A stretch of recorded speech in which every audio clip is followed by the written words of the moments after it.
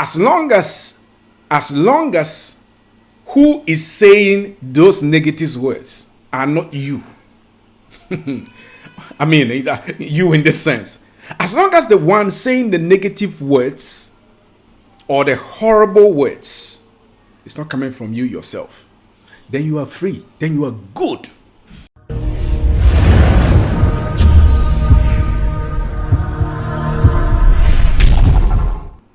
In this episode, we'll look at the very interesting topic of what do you do when people around you do not want you to succeed. It sounds like an oxymoron, isn't it? People around you should want you to succeed. But hey, you and I live in the real world. Sometimes you walk into a situation where the people that you think should help you or want you to succeed do not have that vested interest to want you to succeed. What do? Do you just throw in the towel? Do you just cry? Do you just feel depressed? Let's get in there. Right. So I will put it this way. It's not everyone who does not want you to succeed. You will be surprised that there are a good number of good people out there who really are invested in you and they want you to succeed. Unfortunately, in as much as we have good people around, there's always going to be elements of bad people around who, no matter what you do, they would not want you to succeed. That is what this video is all about. Now, there are two classes of people that fall within this category. One of the categories, or one of the people within those categories, or one of the people set within those categories, are not necessarily negative people. They're people who probably are fearful. They probably have not been able to take certain risks in their lives. So when they see you trying to take certain risks, it's like their stomach just drops, right? They see themselves right in you. And because of that inherent fear in them, their risk averseness, when they see you are making such certain big moves, certain big transitions, taking such huge risks, they just can't stomach it. So what comes to them is the moment you talk to them, it's like, stop. This is too risky. This is too dangerous. People like that are not necessarily bad people. It's just they are seeing their lives in you based on their worldview, based on what they can stomach. But the key thing is that if God has made you, let's say, an articulated truck or a big truck that ferries things from the port to mainland, these 18-wheel truck. If that's how God made you, and God made somebody a small Uber taxi, right? To them, there is so much they can take. But the problem is that sometimes they juxtapose who they are on you, who is an 18-wheeler truck. So you have the capacity to take a lot of load, but they have a capacity to take very little load. And because of that, they are always very fearful about you. So you always have to find the right balance. Is this person speaking to me or talking to me about what I'm doing based on their perspective or actually based on malice? Okay. There's this young YouTuber African YouTuber actually from Ghana, that his story actually resonated with me. He said when he started to produce YouTube content, his parents were not on board, because here's a young man who's been given great education. I think the dad paid for him to study engineering abroad, and he, by all accounts, he was a great student. And then halfway through the journey, he started producing YouTube content, especially on the comical, non-serious side of content that he was creating. So when his parents, especially the dad, got to know that this is what he's doing, he was mad. Like most African parents, he would be mad. Like, look, I didn't pay all these fees. I didn't get you out of this country for you to go and learn engineering, and now you are producing, you are just doing silly things using on the internet, right?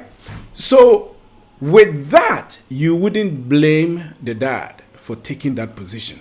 But this is the big but.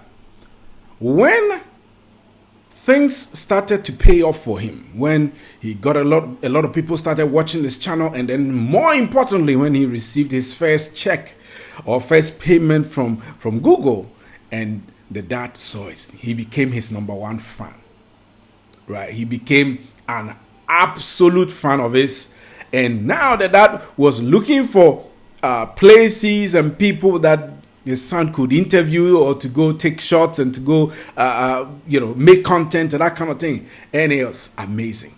See, sometimes people need a little bit of hand to understand what you're trying to do.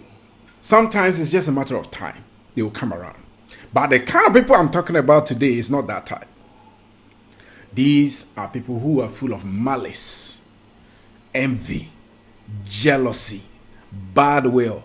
You have them all around you. But the thing is that sometimes we are so close to people that we become oblivious of their intents and their innate desires for us, which, for all intents and purposes, are not good. What do you do? The key point is this. I heard Bishop T.D. Jakes make this statement very, very clear one time.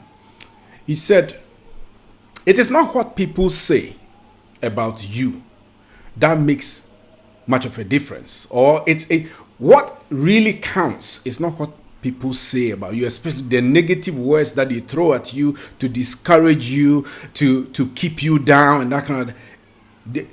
It's not what they say. That is the key. Is that you may end up believing what they say. That is the big red flag. Look, let people say what they want to say or what they need to say, especially when they are coming from a position of malice. They are not really coming in from a position where they have your interest at heart. It's just pure venom, malice. Okay? When people are coming in from that angle and they begin to spew negative words to discourage you and things, to say all sort of horrible things about you so that you get back, it's not about what they say. It's about building a buffer within your system, building a wall within your system that you never get to believe what they say. As long as who is saying those negative words are not you. I mean, you in this sense. As long as the one saying the negative words or the horrible words is not coming from you yourself, then you are free. Then you are good. You will notice that at the end of this, you will notice that actually people that you get all kind of negative, malicious people coming after you, that's actually even a good thing. If you do things and everybody likes you, then look, you're living either a very average life or your existence never and will never matter in this world. Anybody who would want to do something of great value, something that would make an impact, is always going to run into people who are full of malice and hate and envy and jealousy. But the key thing is, their words should not have a final say in your life. Their words should not have a final say. It should not even bring a dent in you. You see, as long as people can use their words to classify you, right? So, or to put you in a box. If you allow people to do that, when they're able to classify you as this, you are this way. So let's give a perspective to it. So I remember when I first started to work professionally. I started working professionally in the UK. So I knew all these kind of things, racist connotations here and there. And I knew certain subtle prejudicial undertones that were predominantly against black men. Okay. And all these were lies though, but I knew them. So one day I was just casually joking with a few friends in there. And then one gentleman who was Caucasian actually verbalized it because it was a social outing. And the social outing, those of you who know Europe quite well, especially in the UK, Thursday, Friday, Saturday, people just go out and drink in the pubs and everything. And when traditionally people would get drunk, they overtalk, right? Or they say all sort of things that they never would have said it in their sober mind or in their sober life. So this guy just rambling, blah, blah, blah. Hey, Isaac, why are you so different? I know that, black men are lazy. Black men are this and that and that. They chase everything in skirt. To me, all those things were actually BS. But it gave me a point of reference that, wow, if all this guy is saying were to be true, that would be really screwed in life, because what he was describing was the exact opposite of who I was. So, and with that kind of, I didn't let that bother me. It even when it went through this year, it just went out the other year. I didn't even register in me at all. Secondly speaking, I just noticed that this guy was just in British saying he was just a wanker, right? He was drunk on top of it. But I took that and realized that, wow, what this guy is describing, if that is what he's thinking, I'm going to be although I'm the exact opposite of it, I'm going to actually amplify that and be the complete exact opposite of whatever he thinks. Because if he thinks this way, trust me, there will be hundreds of people, probably thousands, who probably think that way, right? There is the story about a young man in the late 70s who loved the game of basketball. He loved basketball to the core. He was just a teenager, 15-year-old boy. He was in high school, and in high school he was part of the high school basketball team. He loved basketball. That was all that he dreamt about. Then this gentleman, one day, when the high school team, they needed to cut the number down to build a high school varsity basketball team, right? The coach of the team decided to cut him out. Remember, this guy, that was all his life. His life was basketball. He dreamt basketball. He lived for basketball. He was just 15. When the coach cut him, he said he went home crying, weeping. He was sobbing as if somebody had passed. It's like, wow, my world probably has come to an end. And when he went home, he came back the following semester, he was cut. So it's relegated to a junior team. He said, that moment where my coach cut me, because my coach couldn't see the future, that moment where my coach cut me became the fertilizer for my growth. It became the motivation for my work ethic in basketball. It became the fuel that sparked the fire in me to the point that I was willing to outwork everybody. I will wake up early.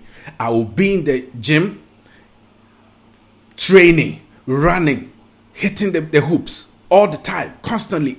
He said, I will outwork everybody on the junior team. Because I had something to prove. I wanted to prove to the coach that he was wrong. I will do it. I will work and work and work and work and work. Why? Because I was maligned. I was cut from the team. My self-confidence was shook. What I was living for was taken away from me, although temporarily. That became an emotional stress, an emotional, what do you call it, negativity, a setback. He said, I didn't let that word from the coach, I didn't let that trouble me. I cried for a day or two. I just got right back on the basketball court, training, at the gym, training, watching videos about basketball, training. And guess what? That young man grew up to become the greatest basketball player of all time till today. And this young man was Michael Jordan. The famous Michael Jordan, number 23, Chicago Bulls, who's won everything. You see, if Michael Jordan, if of all people was criticized, if Michael Jordan of all people was maligned, if Michael Jordan of all people was cut, look, count it a privilege when people rise against you. The only key is you don't have to stay where they put you. Because if people can classify you and put you in a box, they can incarcerate you. They can put you in a prison. If people can pigeonhole you and say that, look, you are only a nurse, and a nurse is what you are going to be for the rest of your life, it means they have incarcerated you. So you're a nurse, but you have a desire to, let's say, sing. You have a desire to act. The moment you start veering off, those sharp words will come, particularly from people who hate you. They will not come across you initially as hateful. They will come across as friends and even family. They will come across. And the most painful one is going to be family. That's the most painful one. But you don't have to let it be there. Like Michael Jordan, you have to pick it up. Use that as fuel. Use that as a motivation fire to fire your destiny up through the roof. Because what would happen is that if you give up and you let up, they would trample upon you. They would have succeeded. Your life would have come to a screeching halt. But if you push beyond that barrier and let their negativity becomes the fuel, that is what you think about. Their negativity, you think about getting out of bed. You think about the jealousy and envy. You think about making that extra sales call. You think about making that extra phone call that will change your destiny. You think about reading that extra chapter in school. That is what should happen. That is what should happen. And if you do that, your destiny is going to shine. And trust me, when your destiny shines, these same people who rose up against you when you were nobody, they are going to come at you, around you, and sing your praise. The good thing is that their actions would have made you wiser. So even when they are singing your praise, you love them, but you love them from a distance. You love them, but you love them in wisdom. All right, that's about it for this episode. There are other episodes that I've done. I want you to hit that button over there and click on the next video. Awesome. And also, it would be awesome if you subscribe to this channel. Is going to be a blessing to you. Let me use a preacher's term. It's going to be a blessing to you. And anytime I push out any content like this, you're going to get notified. All right. See you soon. Bye-bye.